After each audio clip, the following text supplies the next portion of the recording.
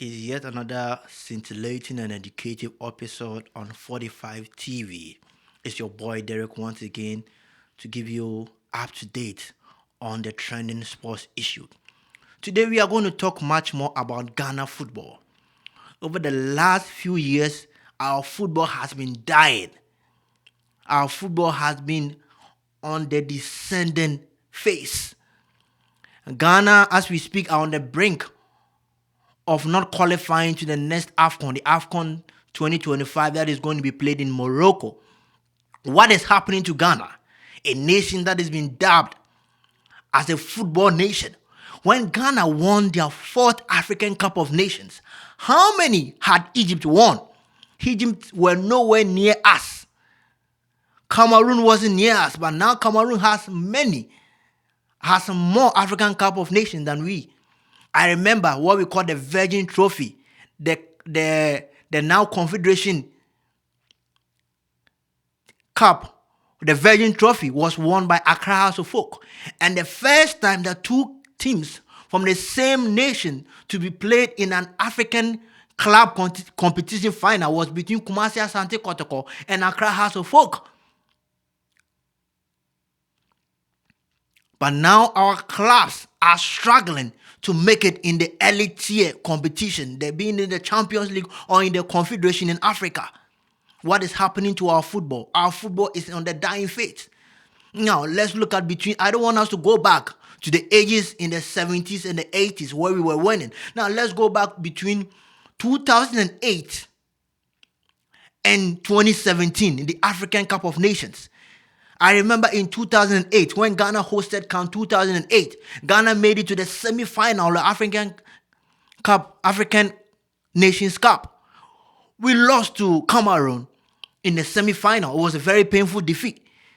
In the subsequent tournament, in 2010, we made it to the final. We made a step forward into the final of the African Cup. And we lost in the final to Egypt. In 2012 again, we made it to the semi-finals. We lost in the semi-finals. Now, there was another one that was staged in 2013. And in 2013, we lost in the semi-finals again. We made it again. We played one in 2015. We made it to the final in 2015. And there was another that was made in 2017. In 2017, we made it to the semi-final. So Ghana, for 6 successive African Cup of Nations, were making at least the semi-final bet. But what has happened to Ghana? Over the last 3 AFCON editions, in 2019, it was a run-of-season exit. In 2021, it was the group stage exit. In the last African Cup of Nations that was hosted by our neighboring country, Ivory Coast, La Côte d'Ivoire, we were dumped out of the group stage. And the funny and the sad thing about this whole thing is that it is not giants that are eliminating us. In the 2021 edition, it was Comoros who beat us. Can you imagine countries that are beating us now? It is not the African giants. It's not the Moroccos, not the Egypts, not the Cameroons, not the Nigerians, but the minnows in Africa. They are the ones that are killing us. They are the ones that are slaying us now. What is wrong with Ghana football? Ghana football is sick. Ghana football is an all-time low. Somebody asked that we have issues pertaining to coaches. No. The last few years, how many coaches have in Ghana changed? We've had Otto Addo, who is the current coach. We had CK Akono. We have Milovan Rajevac, who sent us to World Cup. And we have Chris Houghton, who coached in the English Premier League. All these coaches have been with Ghana for the last few years. Still, things are not the same. There is a recent interview made by our current coach that is saying that the level of players that we have now are not top-tier players. So we should accept our feat. It is something that I strongly disagree. In 2006, when Ghana made our first appearance at the World Cup, where we beat giants in Czech Republic, Czechia, as they call them now. They were in the top 5 in the FIFA World Ranking.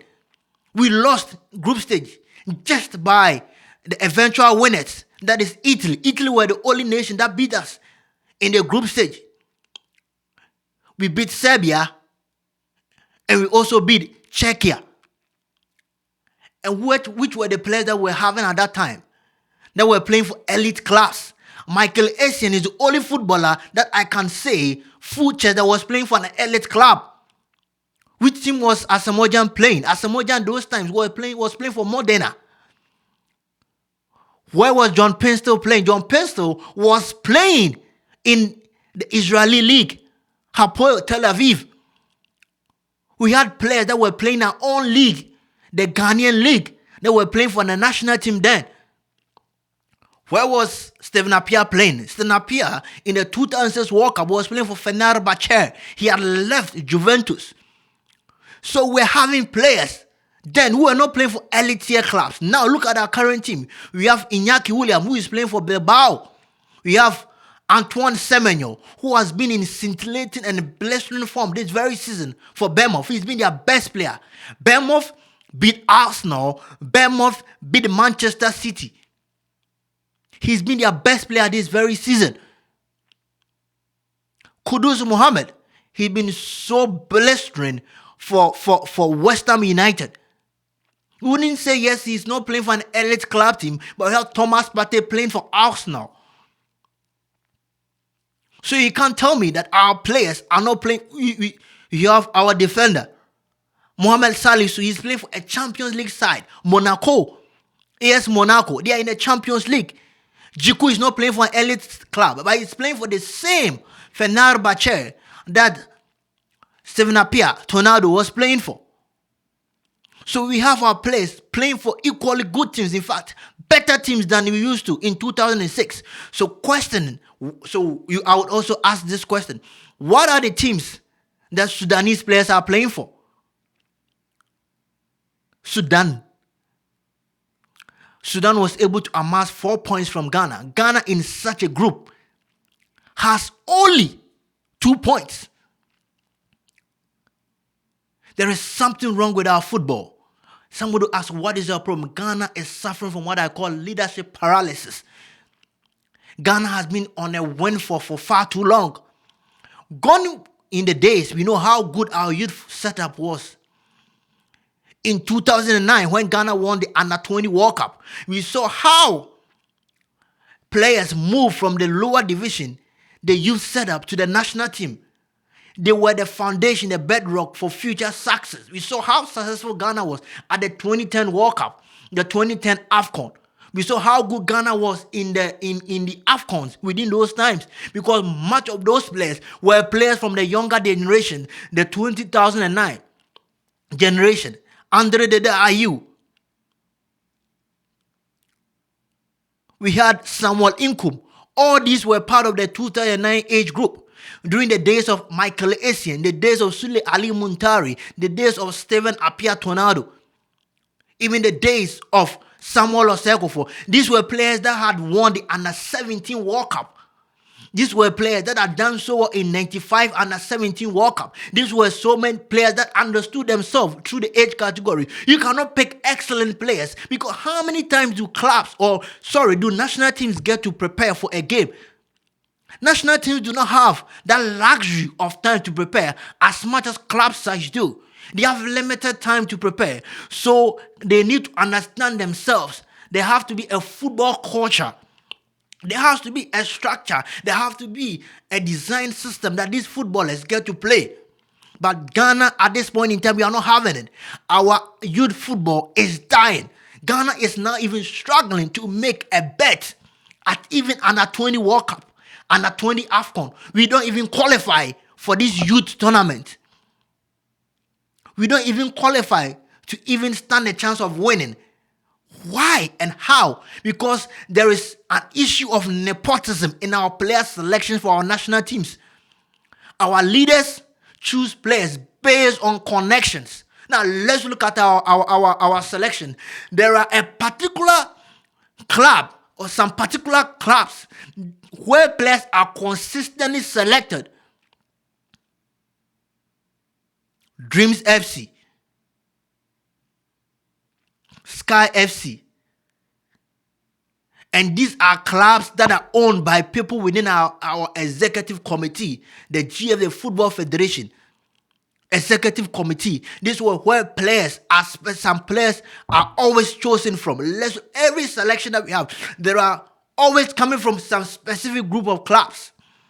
And this has been killing us as a football nation. Ghana has an abundant and plethora of talent across board. We should be diligent in our selection. There should be a football structure. There should be a system where these players get to understand themselves. At least you have 4 or 5 footballers in our national team that know themselves from the under 17, from the under 20, and run to the under 23. They come to the national team and they understand themselves. But then we have footballers that are being called randomly. We pick footballers all from nowhere into the national team. As I said earlier on, these footballers, when they come to the national team, it's just a day or 2 training sessions and boom, they are playing games. They don't understand themselves. They don't have the chemistry, the understanding. So it's just individual quality playing forward on the pitch. Ghana should go back to the basics. In 2005, when Fred Osamdiodu had a 10-year development plan for our football, and it yielded results for us in 2010. In fact, that 10-year development plan didn't even make effect as and when we even wanted it. We reaped the results early because it was a plan. We should go back to the basics. The coast football is dying in our football discourse.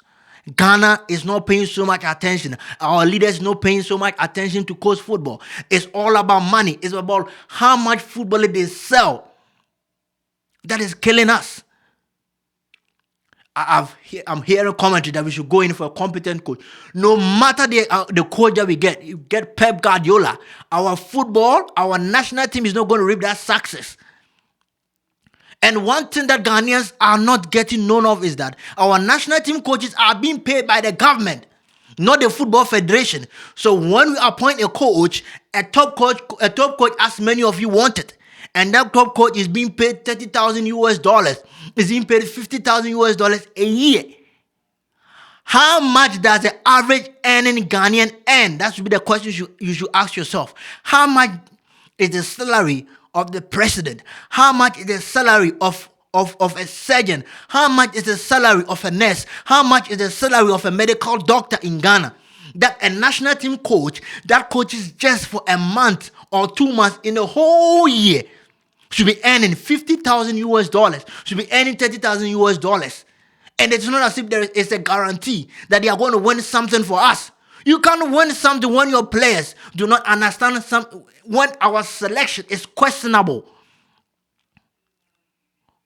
When there is no chemistry, when there is no understanding, Ghana should go back to the basics.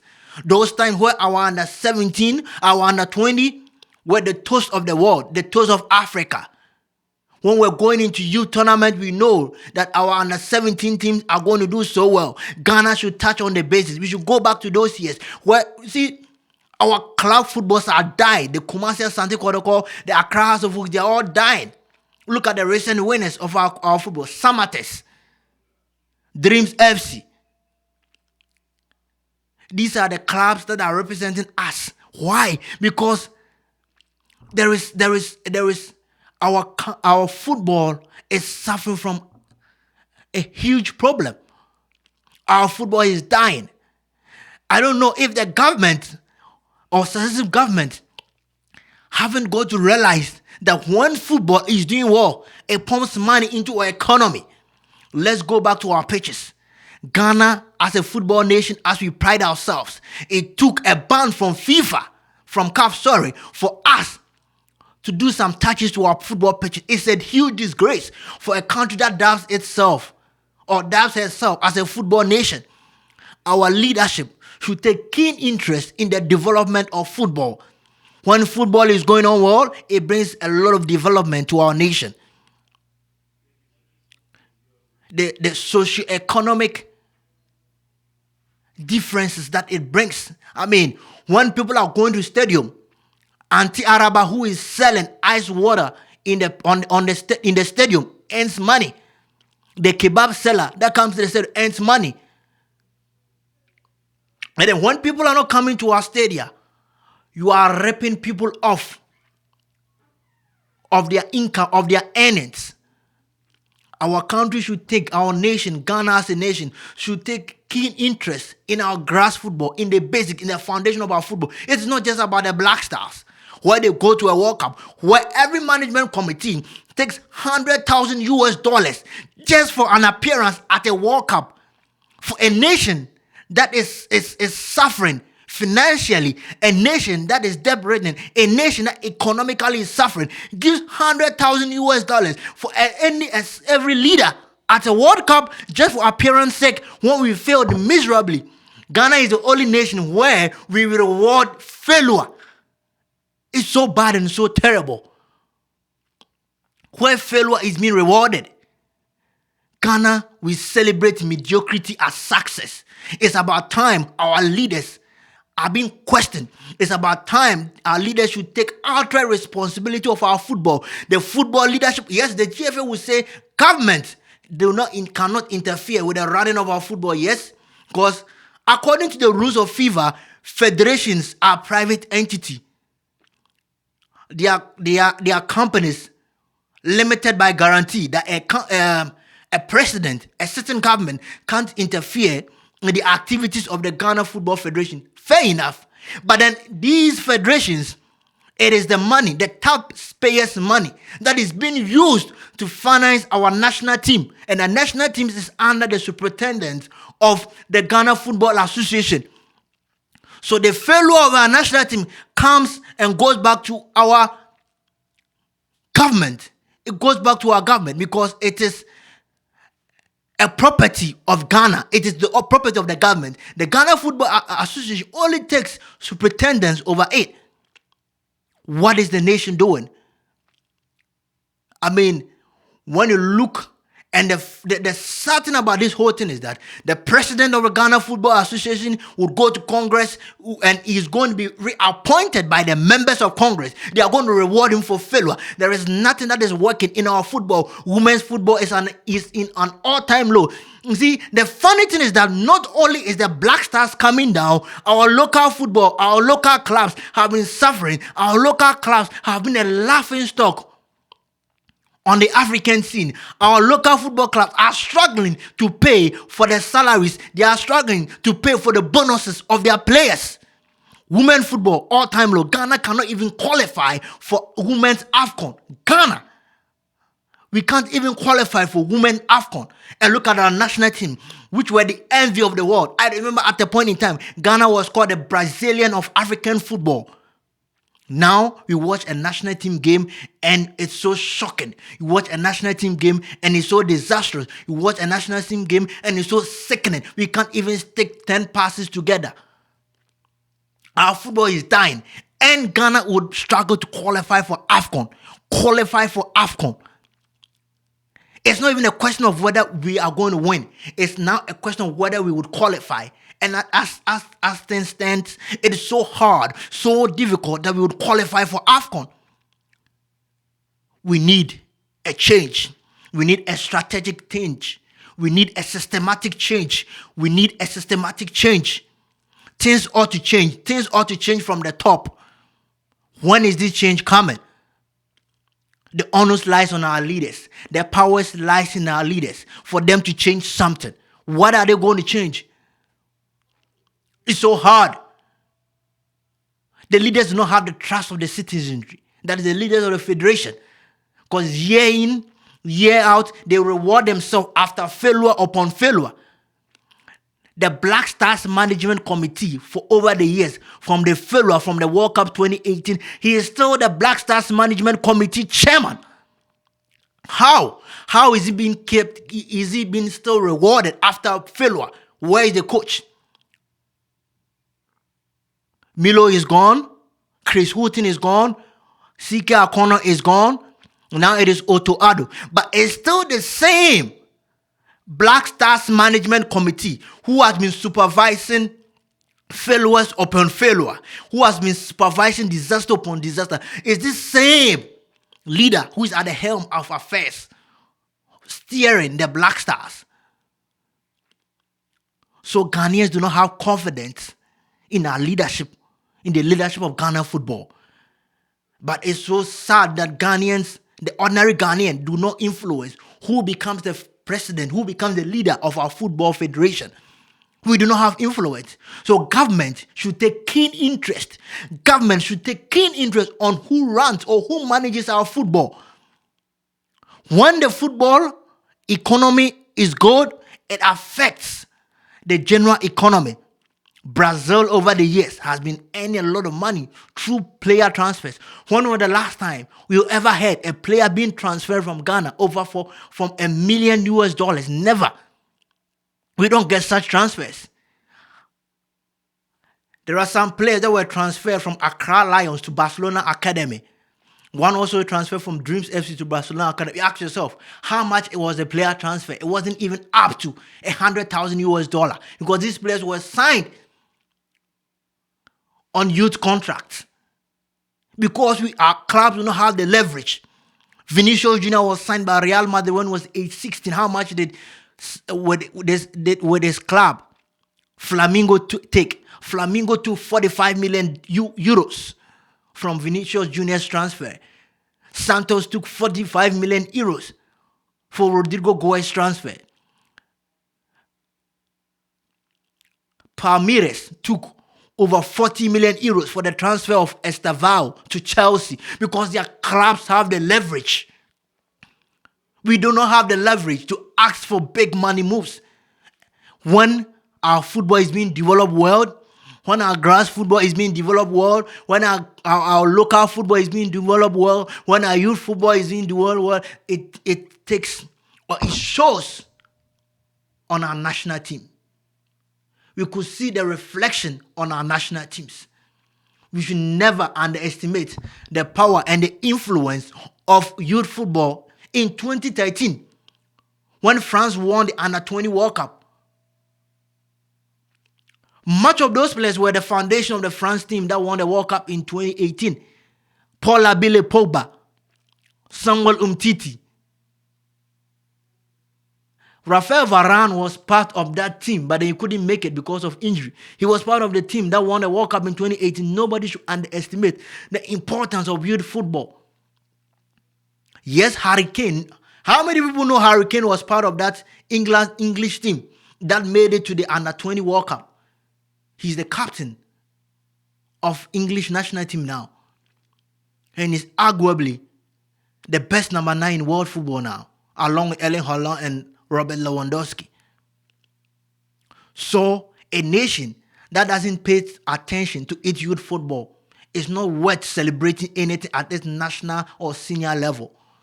Thank you for tuning in and watching us today again on 45 TV Sports. Share, like, and subscribe, and give us your comments. It's a wrap. Bingo.